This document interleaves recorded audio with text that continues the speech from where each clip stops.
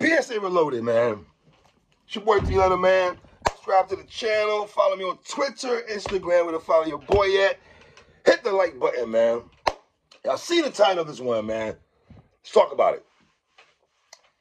So, Westside Gunn, well, somebody on Twitter, pardon himself, yesterday or the day before yesterday, I think it was yesterday, pardon me, that somebody on Twitter put out a tweet saying that the question was, who picks better beats to rap on? Is it Westside Gunn or is it Rick Ross, right? Now, mind you, the person that tweeted this out did not add Rick Ross's name.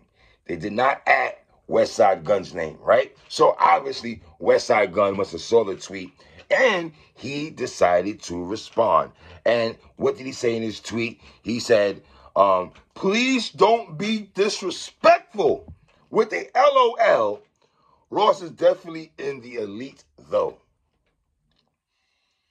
Now, when you say a tweet like that, right, if you're going to say in the global scheme of things, worldwide, maybe, I don't even know Griselda's big everywhere, though, dogs. Like, for real, they got murals of these cats. So let me pump my brakes real quick, but I don't want to go into that talk, who's big. I don't want to go into that, right? You're going to have some people say Rick Ross. You're going to have some people say Westside Gunn. That's for y'all to fight over. I'm not about to join that parade right quick, right? Now, the thing with the LOL that people put next to it to make it sound nice, like, oh, this is a joke. No, I do believe Westside Gunn believes he is a person that has a better ear for beats. And why should you not feel that way? I don't think there's nothing wrong if Ross feels that way, if Westside Gunn feels that way, if whoever else feels that way, right? Now, we're not talking about who makes better music, who's a better lyricist. That's not the conversation. Take this sugar daddy out here and flick it on the wall. We're simply talking about production, ear for beats. That was the conversation. That was what the young man on Twitter put out there, right? Now, when Joe Budden said on Blood on My Wall, when he told Prodigy, beats helped you out most of your career. I ain't gonna front, man. R.I.P. Prodigy, man. I love P, man. But Joe Budden was wilding on Blood on the Wall, man. He was wilding. But let's say Focus 3. Now, we're simply talking about production, y'all. You know what I'm saying? We always hear about such and such rapper has a great ear for beats. We've heard Ross's name be brought up in that conversation on numerous times. Westside Gunn, also, I'll get into him in a minute. And another person I'm about to throw out here also. I believe Jim Jones is a great person of ear of beats. I'll even go ahead with Jimmy. For a while, or maybe after his first mixtape, on my way to church and all that, for a while, Jim was rapping off better beats than Cameron. Like, I can make the argument that Jim Jones' Poem album on production, on production alone, on Jim Jones' Poem album with Max B being the co-MVP, Big Avell, that's a 4.5 mic production album, dog, just on production itself. You dig what I'm saying? Now, I don't think West's tweet was inappropriate at all. So we're not pinning Westside Gunn against Rick Ross. I know you rappers think that we're trying to pin people against each other, right, Benny? Right. So, now, for the most part, man, Ross, through his career, man, has rapped on some fire beats. Y'all listen to me and watch and talk about hip-hop.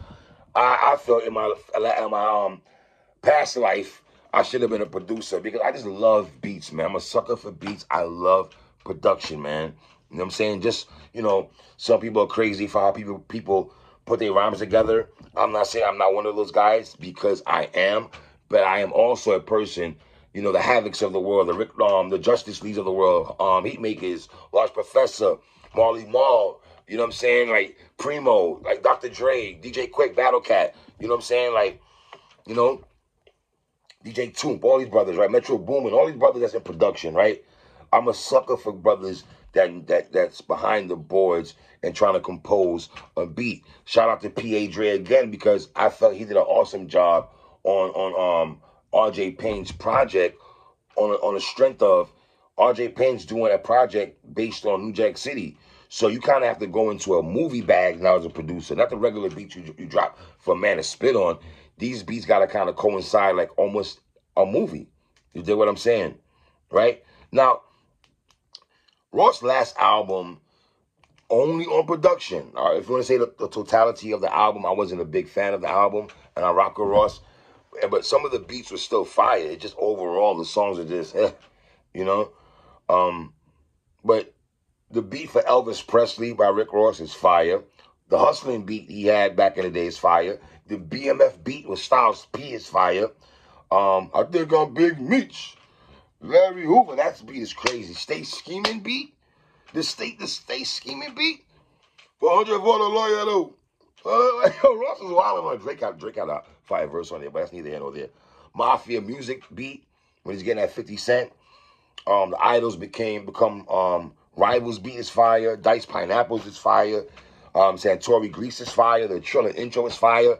I can go on and on here and sit here and give y'all Ross beats that he's rhymed over throughout the years just on production alone. You feel me? Now, if you go into Westside Gunn, man, let's be honest. What Griselda has done, you know, people talk about the Griselda sound, right? I mean, obviously, you go to Derringer and stuff. You know, he's a crossbreed or he's from the apple tree, part himself, of Pete Rock and Premier and RZA. Well, Premier and RZA a little bit. Alchemist, he has offspring. You could tell those guys he watched and studied a lot. I would say, especially Primo and the RZA, right?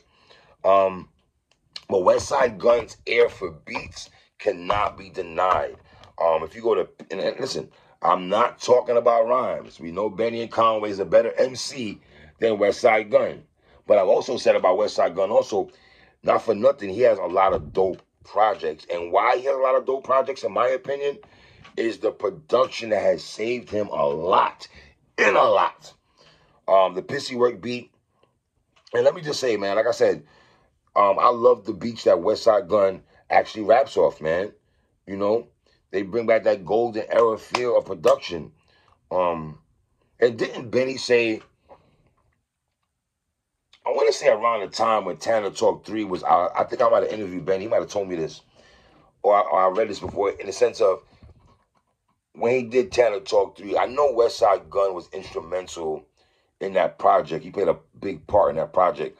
I don't know if it was sequencing of the songs or did he help Benny pick the beats. One of the two, right?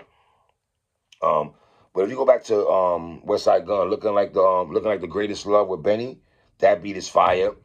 The Sean versus Flair beat is fire. That Primo beat, not for nothing, him and Westside Gunn, because Benny has not rapped off a Primo beat yet. Well, yeah, he did on the song they got together, all three of them. My bad. But I'm just saying, as a solo artist, Benny doesn't have a Primo solo joint. Conway does, and Westside Gunn does. But I thought Primo gave Westside Gunn a better beat compared to him and Conway, right? The Shine Gun with the scratches. I will blame you. Like the scratches on there. Like that's just, I'm from New York, man. I love that. The scratches, the samples, the soulful sound. I'm here for that, right?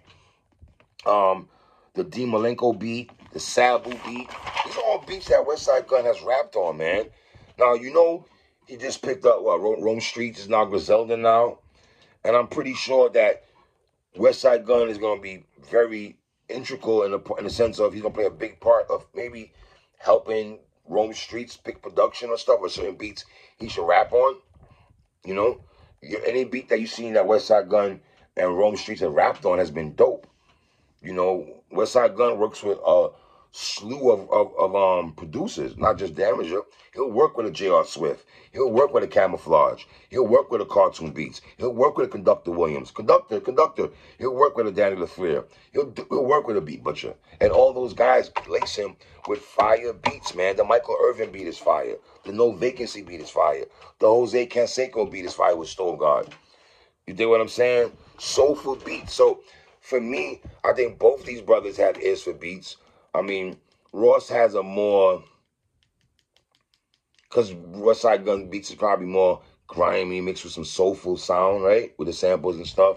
And Ross-ish is more, if you want to say, if you're turned up at 1 o'clock in the morning in a club and a Ross beat come on, it's lit probably.